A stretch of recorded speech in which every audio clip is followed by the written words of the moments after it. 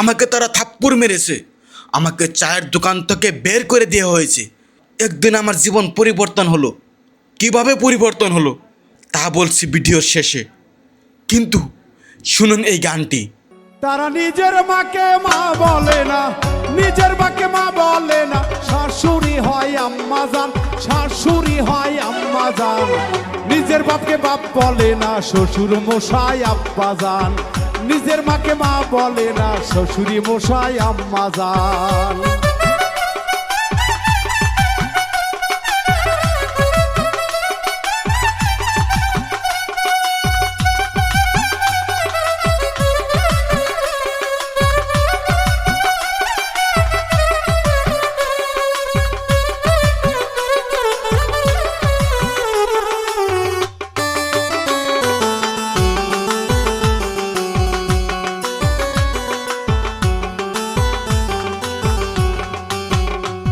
ওরে বোনের পেটে ভাত জোটে না, আজব কথা ভাই। শালি লইয়া মেঘনাতে সিনেমা দেখতে যায়, বাইরে সিনেমা দেখতে যায়। বোনের পেটে ভাত জোটে না, আজব কথা ভাই। শালি লইয়া মেঘনাতে সিনেমা দেখতে যায়, বাইরে সিনেমা দেখতে যায়। ওরে শালি হইল গলার মালা,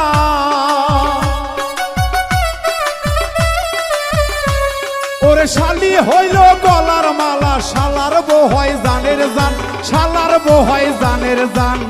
বাবা হলো তালই মশাই, শ্বশুর হইল বাপ জান। বাবা হলো তালই মশাই, শ্বশুর হইল আব্বা জান।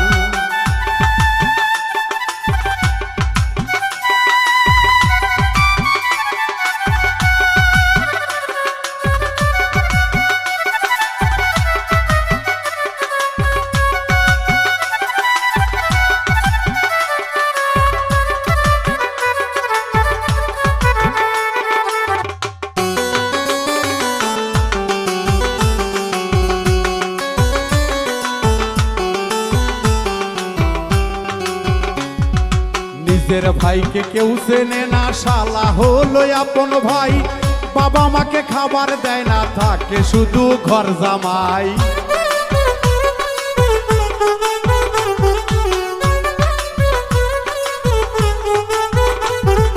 নিজের ভাইকে কেউ চেনে না, শালা হইল আপন ভাই। বাবা মাকে খাবার দেয় না, থাকে শুধু ঘর জামাই। ওরে বইয়ের কথায় ওঠে বসে,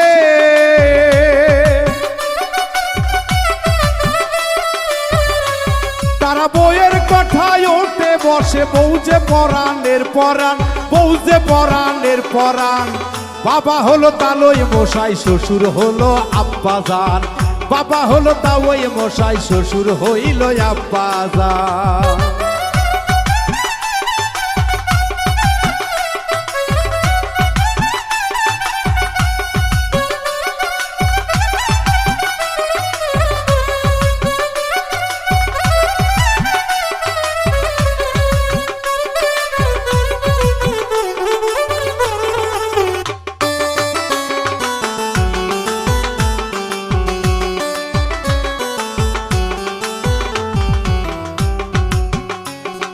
সুখের কথা বলবো কি আর ভাই, কলি যুগের দাদাদের মিনতি জানাই, আমি মিনতি জানাই।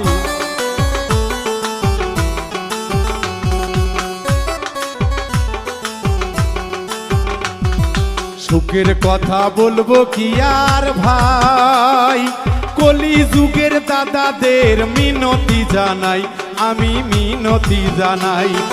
বইয়ের কথায় নাচলে পরে,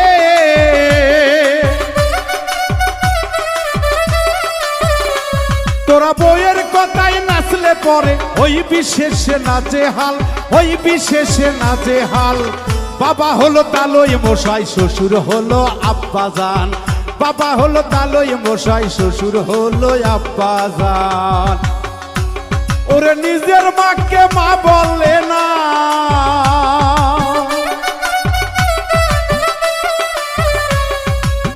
নিজের মাকে মা বলে না।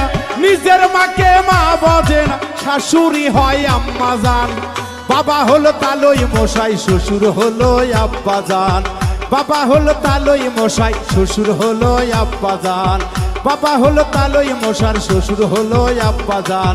বাবা হলো তালই মশাই, শ্বশুর হলো আব্বাজান। বাবা হলো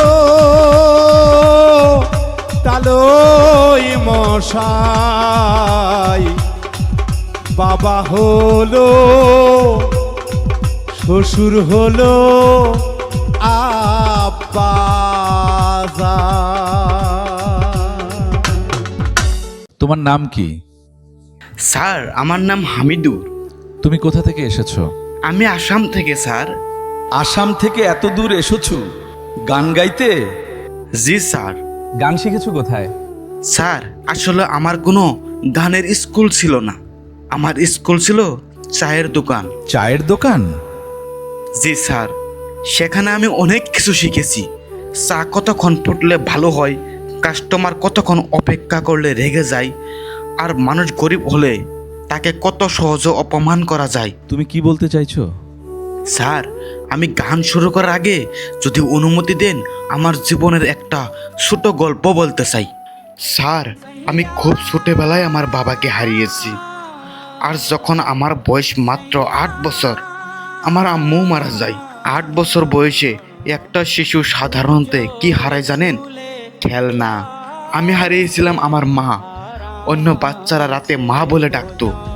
আম্মু আমার ঘুম পাচ্ছে, আর আমি রাতে নিজের মনকে বলতাম, হামিদুর কাঁদবি না, কাল সকালে আবার কাজ আছে। আমার মা আমাকে একটা কথা শিখিয়ে গিয়েছিল, মানুষ যতই গরিব হোক নিজের সম্মানটা যেন কখনো বিক্রি না করিস। কিন্তু স্যার জীবন মাঝে মাঝে এমন জায়গায় নিয়ে যায় যেখানে পেটের ক্ষুধা আর সম্মানের মধ্যে একটা বেছে নিতে হয়। আর আমি অনেকবার পেটের ক্ষুধাকে বেছে নিয়েছি। আমি একটা চায়ের দোকানে কাজ শুরু করলাম। বয়স খুব বেশি ছিল না। সকাল থেকে রাত পর্যন্ত চা বানাতাম, কখনো দোকানে, কখনো রাস্তায় ঘুরে ঘুরে। এক হাতে চায়ের গ্লাস আর অন্য হাতে আমার ছোট স্বপ্ন। কি স্বপ্ন? স্যার স্বপ্ন তখন খুব বড় ছিল না। প্রথম স্বপ্ন ছিল একদিন নিজে পেট ভরে ভাত খাবো। তারপর ভাবলাম না, একটু বড় স্বপ্ন দেখি, একদিন নিজের একটা জামা থাকবে। তারপর আরও বড় স্বপ্ন দেখলাম, একদিন মঞ্চে দাঁড়িয়ে গান গাইবো। কিন্তু স্যার সেই সময় যদি কেউ আমাকে বলতো, হামিদুর তুই একদিন ইন্ডিয়ান আইডলের মঞ্চে দাঁড়াবি, আমি তাকে বলতাম, ভাই আগে আমাকে 2 কাপ চা বিক্রি করতে দে, তারপরে দেখা যাবে আমি ইন্ডিয়ান আইডলের মঞ্চে যেতে পারবো কি পারবো না। কিন্তু জীবন তখনও আমার সঙ্গে মজা করছিল। একদিন দোকানে 2 জন লোক এলো, তারা বললেন 2 কাপ চা দাও। আমি চা নিয়ে গেলাম। স্যার জীবনে অনেক ভুল করেছি, কিন্তু সেদিনের সেই ছোট্ট ভুলটা আমার জীবনের সবচেয়ে বড় অপমান হয়ে দাঁড়িয়েছিল। একজনকে চা দেওয়ার সময় হঠাৎ আমার হাত কেঁপে গেল, চা তার পেন্টের উপরে পড়ে গিয়েছিল।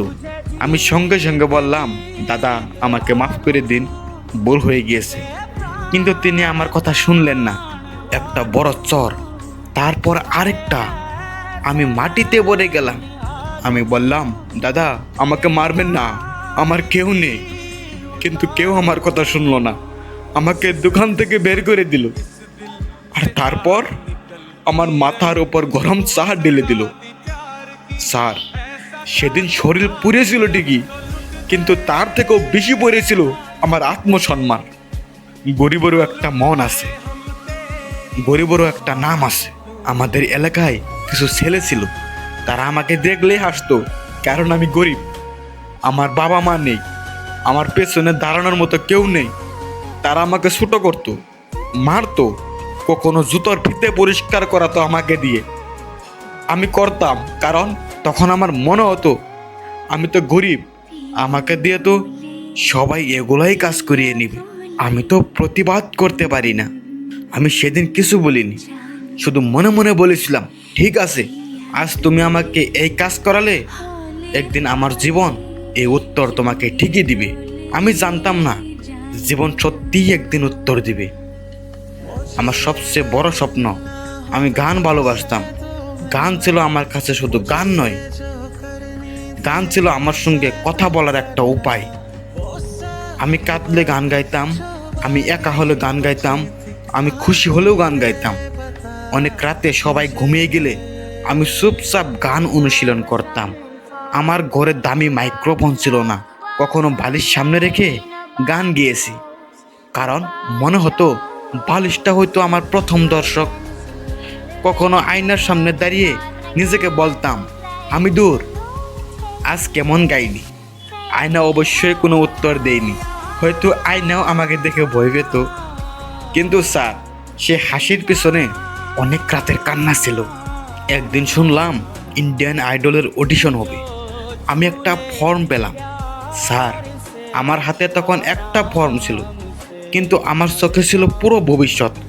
আমি ভাবছিলাম এবার হয়তো আমি পারবো, এবার হয়তো আমার জীবন বদলাবে। আমি ফর্মটা নিয়ে যাচ্ছিলাম, কিন্তু পথে সেই ছেলেগুলোর সঙ্গে দেখা হয়ে গেল। তারা আমার হাতের ফর্মটা দেখলো। একজন বলল, কোথায় যাচ্ছিস? আমি বললাম, ইন্ডিয়ান আইডলের অডিশনে। তারা সবাই হাসতে লাগলো।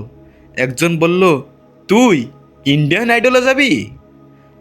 আরেকজনে বলল, চায়ের দোকানের ছেলে ইন্ডিয়ান আইডলে যাবে? এই বলে তারা হাসাহাসি শুরু করলো।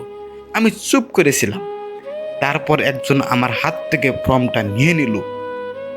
আমি বললাম, ভাই ফর্মটা দাও। সে দিল না। তারপর ফর্মটা ছিঁড়ে ফেললো।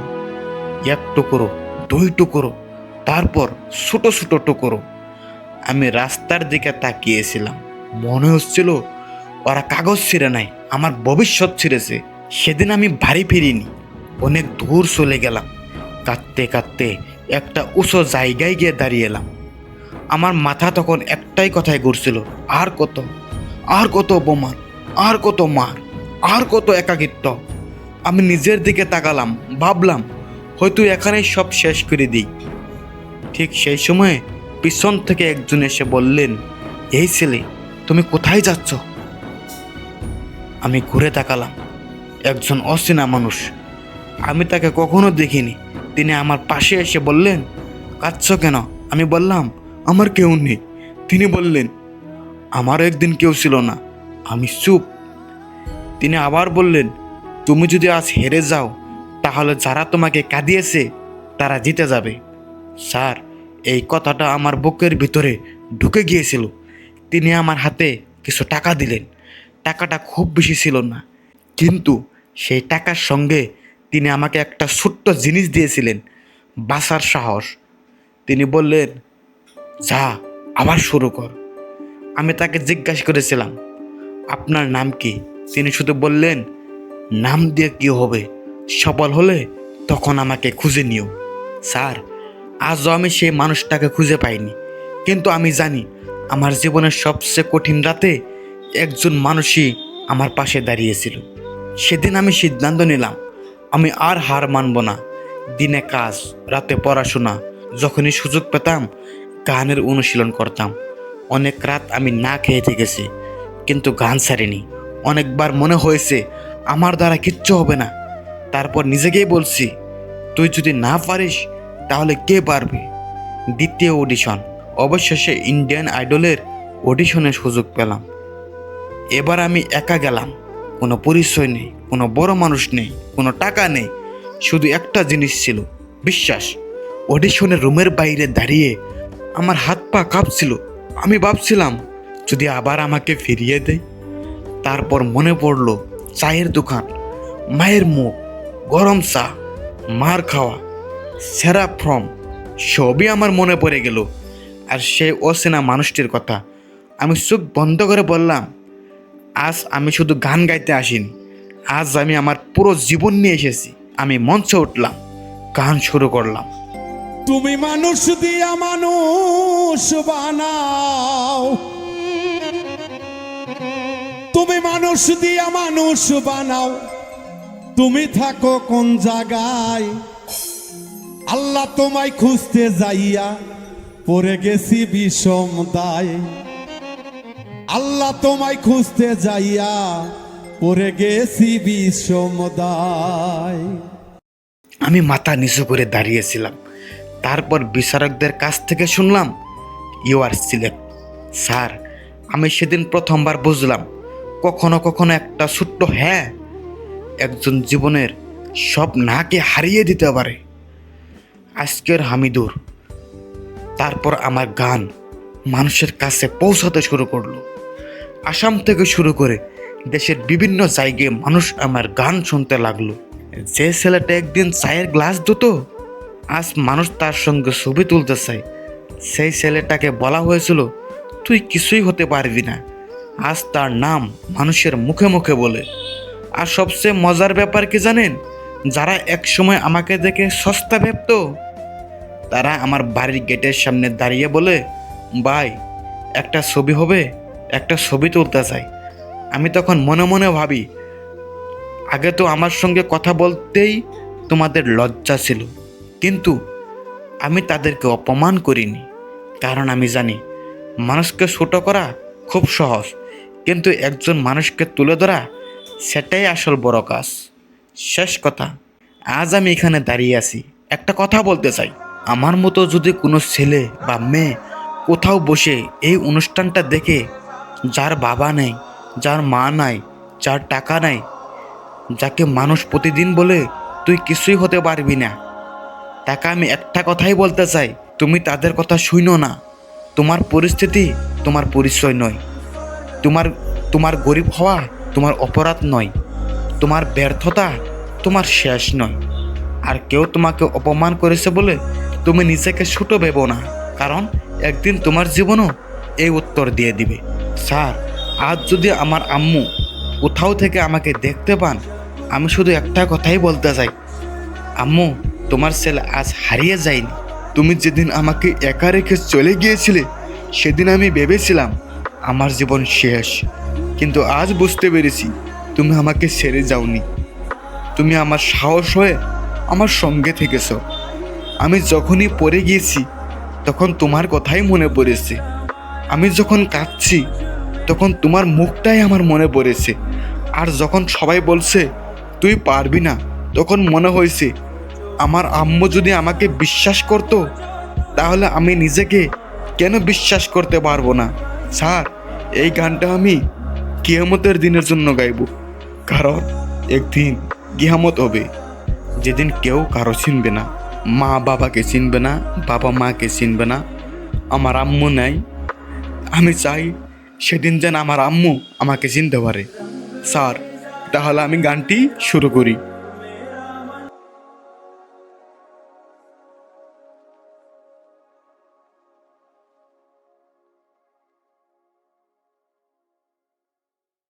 আল্লাহর যত নবী রবে,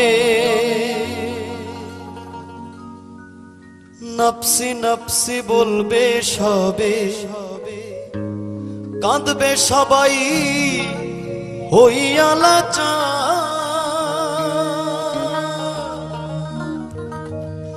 এমন কঠিন সেই বিধান, মায় চিনবে না গর্ভের সন্তান, স্বামী না চিনিবে পরিবার। বাঁচাও বাঁচাও উঠবে ধ্বনি, সেদিন নবী গুণমণি। বাঁচাও বাঁচাও উঠবে ধ্বনি, সেই দিন নবী গুণমণি। উম্মত বলে করিবেন চিৎকার, পাপী উম্মত কে করিবে পার।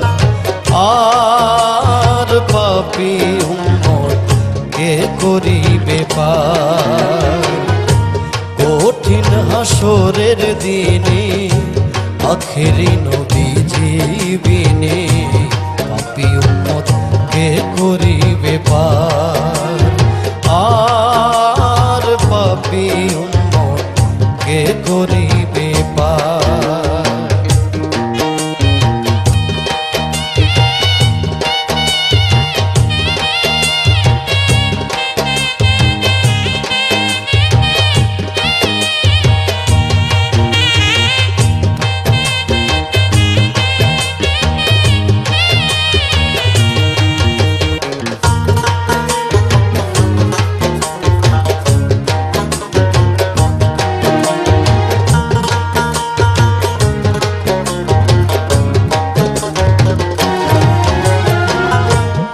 পাপী বলবেন আবু বক্কর, তুমি লও দোজখের খবর। দোজখে নি যায় উম্মত আমার। কোথায় বাবা উসমান গনি, তুমি লও কাউসারের গানি। উম্মতের করাও না ফুল সিরাতের কঠিন পুলে, হযরত আলী যাও না চলে।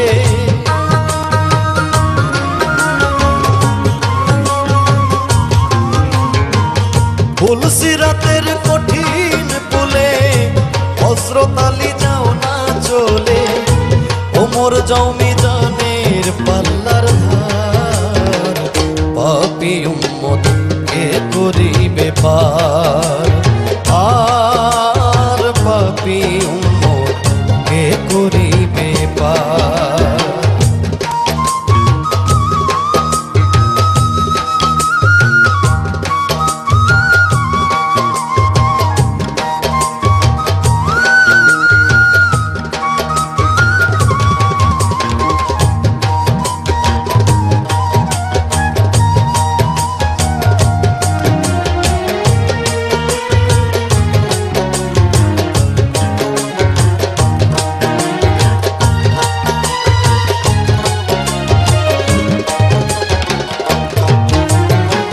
তারপরেতে দয়াল নবী ডাকিবেন ফাতেমা বিবি।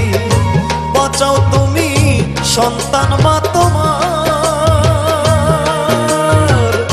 নবীর কথা মাই শুনিয়া বলিবে হেসাই কিবরিয়া, আমার একটা আছে যে বিচার।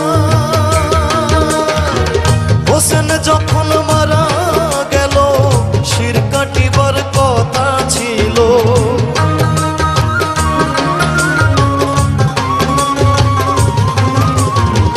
হোসেন যখন মারা গেল, শির কাটিবার কথা ছিল।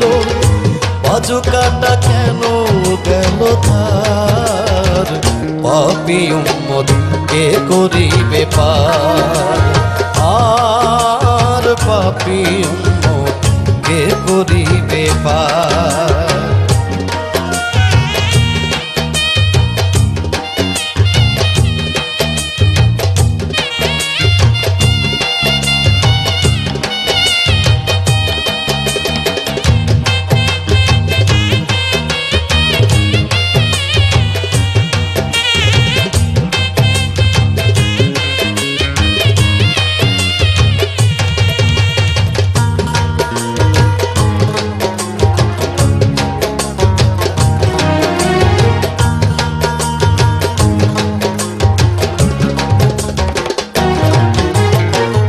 আল্লাহ বলবেন ফাতেমারে, জগতের মা কই তোমারে। বিনিময়ে কি চাও তুমি তার। ফাতেমা বলিবেন আল্লাহ চাই উম্মতে রাসূলুল্লাহ। বাবার উম্মত দাও ব্যস্ত মাজার।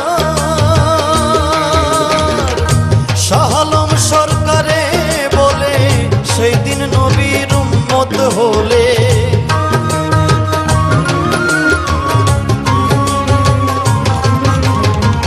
শাহ আলম সরকারে বলে সেই দিন নবীর উম্মত হলে। ভয় ভাবনা থাকিবে না তার, পাপী উম্মত কে করিবে পার। আর পাপী উম্মত কে করিবে পার। কঠিন হাসরের দিনে আখেরি নবীজি বিনে, পাপী উম্মত কে করিবে পার।